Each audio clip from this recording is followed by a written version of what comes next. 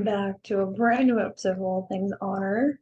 A day late, but that's okay because this is my last episode ever recording in a dorm room. Isn't that crazy? Like, I'm officially done with school. And if you're watching the video version of this, my headphones are very much packed away and I can't remember where they are. So now we're going to do them without the headphones. So hopefully the audio on this is kind of good. But here we are, episode 10 of Ring of Honor TV. Ooh, I just messed up my notes. Fixed them. Cool. And although we have some of the same problems as last week, this episode did feel a lot better, so improvement. And with Ring of Honor being in Orlando tonight and tomorrow, hopefully that fixes some of the problems. But nonetheless, here we go. Our first match was a pure rules match. It was Lee Moriarty versus Rocky Romero, so a rematch from last week. But I feel like every time they do pure rules, they put like such emphasis on this. They show the judges, they give us the 20-minute timer graphic, then they give us like the rope break graphic, and they didn't do any of that. And I don't know if it was maybe because this wasn't a pure championship match or whatever, but I would feel as if you need to put the same emphasis on a pure rules championship match as well as a regular pure rules match, but maybe that's just me. Other than that, this match was fine. I think Moriarty is very much not belonging in the firm. I think he should really just cement himself in Ring of Honor. I could see him being the person to even beat Shibata. And I think the firm's kind of holding him back, especially because he's not doing anything with them on Dynamite. He's only being used in Ring of Honor. So, like, what is the point of all this? Rocky Romero gets the win, so now they're tied at one apiece. So this is going to lead to a rubber match at some point. So, yeah, that should be fun. What is happening here? My notes are getting all messed up because Google Docs is being really stupid. There we go. Now Google Docs need to stop being dumb. Speaking of dumb, we're back with Proven Grounds matches. I hate these. I think they are so stupid because you know that any single person in a Proven Grounds match is not going to beat Athena. So we had Angelina Risk, and she had some offense, so it was okay. The other interesting thing, though, is Nigel McGuinness mentioned that we might see a lot of AEW women in Ring of Honor down the line. He name drops Jade, he name drops Jamie Hayter, and even the Outcast. Well, I don't know if that's maybe leading to something, but I did find that very interesting. Obviously, Athena wins, and after the match, Athena continues to beat down Angelina, including doing Skye Blue's finisher. Match is happening. Remember, I called this a month ago, right here. I did that. So, yay. I love when I love when good things happen to good people. Oh my God.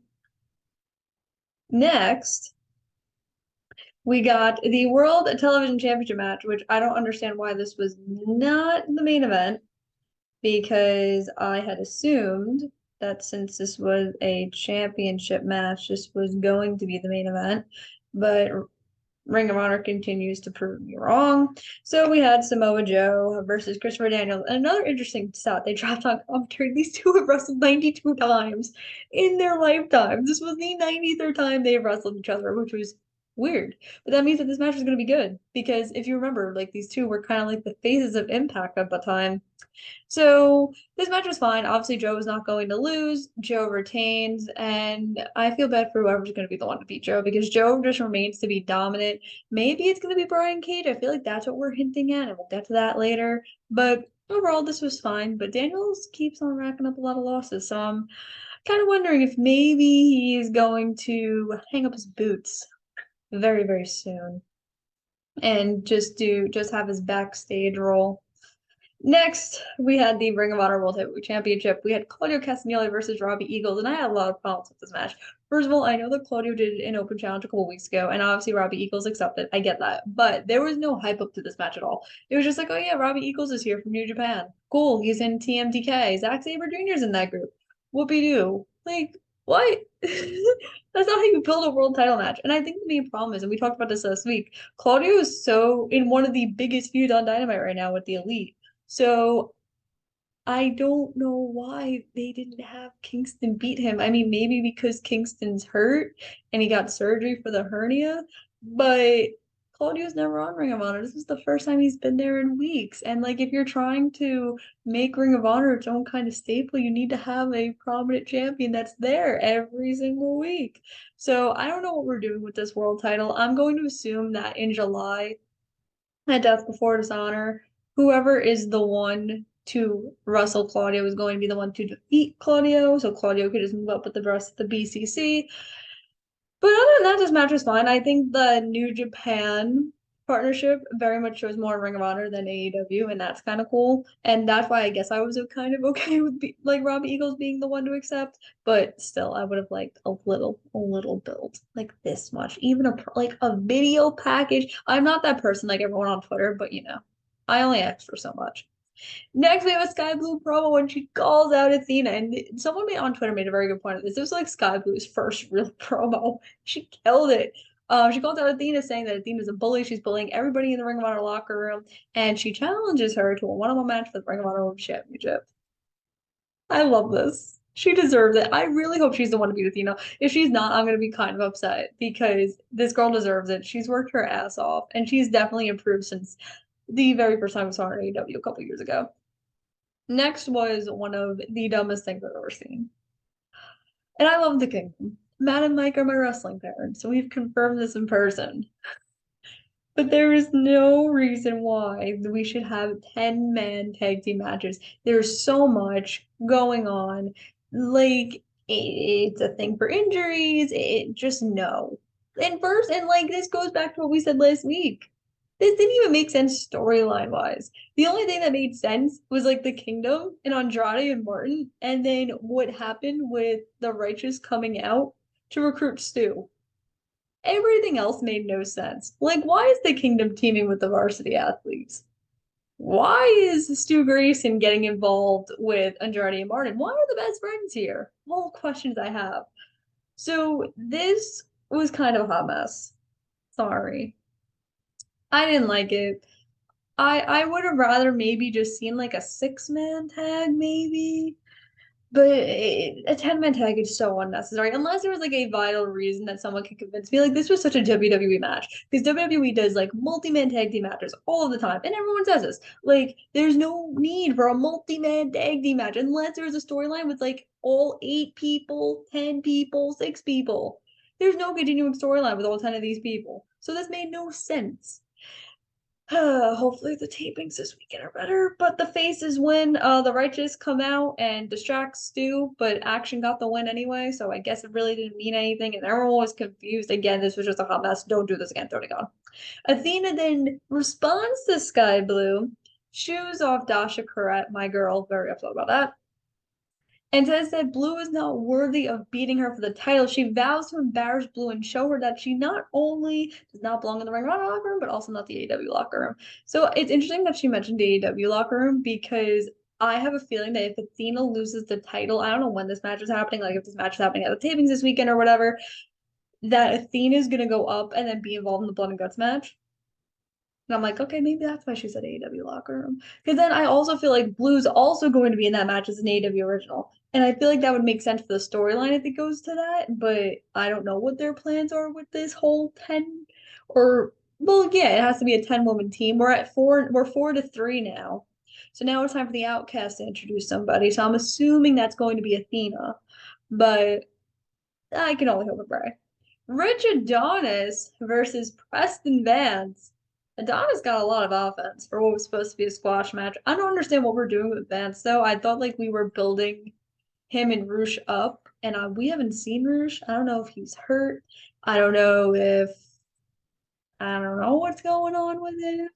But Vance continues his dominant ways. I believe he's like 2-0, 3-0 in singles competition. But he wins. Cool.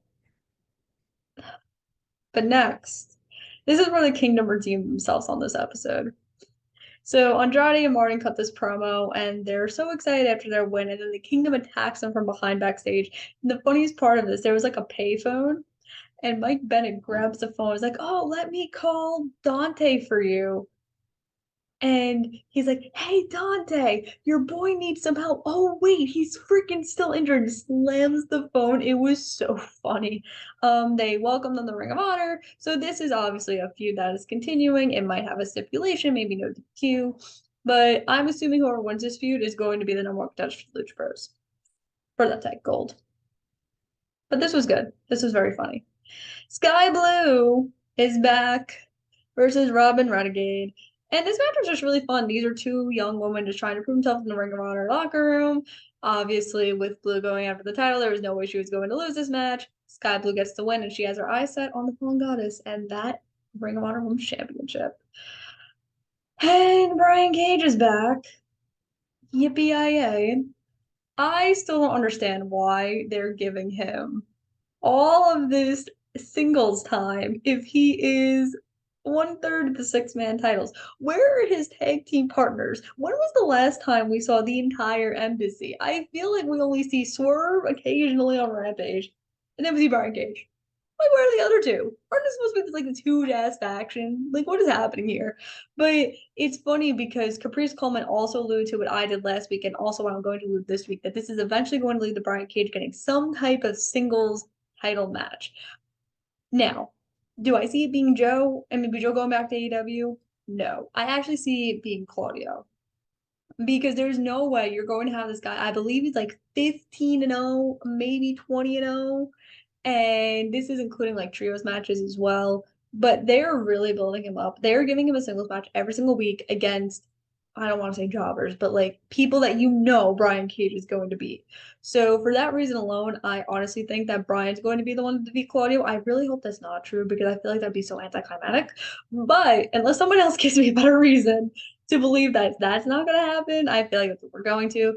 I feel like Brock Anderson, though, he definitely deserves to be in Ring of Honor more. I feel like it gives him kind of a chance to learn from a lot of people in Ring of Honor. So I think they should keep him down there. And another person who I definitely think should still be in Ring of Honor is Steph Lander. Please sign her because she has made a name for herself since getting released because she is the new queen to the indie king, Matt Cardona. This match was really good. I think her in-ring skills have definitely improved since she left WWE. For those who don't know, this is Persia, Indy Hartwell's best friend. This match was fun. Willow's just trying to get to her winning ways. So if Skye Blue is not the one to defeat Athena, it is going to be Willow. If not, this is going to lead to just an awesome series between Willow and Skye Blue that I can't wait for. Willow now goes to 6-0. So a lot of momentum building. A lot of people undefeated here. And I don't know why this match main evented. Like I do, but I don't. So we had Angelico versus Commander, and I understand you're trying to build Commander up, but against Angelico, why? Angelico's been a jobber on AEW since like the beginning of time. I don't understand. What is happening here? This match was fun though. I mean, it was fast paced. Both of them have very similar styles because, Lucha Libre stuff. But again, this shouldn't have main evented. I think it should have been the Ring of Honor TV Championship match between Daniels and Joe. I thought that match went a lot smoother than this. Commander gets the win. But after the match, which I'm assuming why this main evented, Serpentico is beating down Commander and Orange Cassidy, welcome, and Bandino run and make the save. So, the interesting thing is, I saw on Twitter, I believe Brian Alvarez reported this, I can't remember who, that when the whole thing with Collision starts, it's like Collision and Ring of Honor is going to be taped on Saturdays. And then AEW Rampage is going to be taped on Wednesdays. So now my question is, whenever we do this brand split, like you need to very much emphasize because you can't just have people show up. Like Orange hasn't been in Ring of Honor this entire time, and he's gonna save Commander. Is it because of Bandito? Like, is that what we're hinting at? Like, why? I have a lot of questions here. Is he gonna drop the international championship to Dana Garcia on Wednesday? Maybe. I hope so. So you gotta really emphasize. I don't know if they're really doing a brand split. I know that they are going to emphasize like, okay, these people are on this brand, these people are another, and that's something you need to do, or else people are gonna get confused. Overall, like I said, I thought this episode was a lot better than last week, but there are some problems that need to be fixed. A lot of these matches are happening for no reason, no fusion, no storylines, no nothing. And I understand that like the first 4 weeks of Ring of Honor TV, we were all building towards Supercard of Honor, so there was like an end destination and a pay-per-view. I get that, but like you need to build. matches. You need to build storylines. It's how you make a wrestling company. But hopefully, with the tapings in Orlando this weekend, it helps out. And that has been another episode of All Things Honor. And I will see you guys next week for my last episode before I graduate officially. Oh my God, crying. But yes, thank you for watching, and I'll see y'all next week.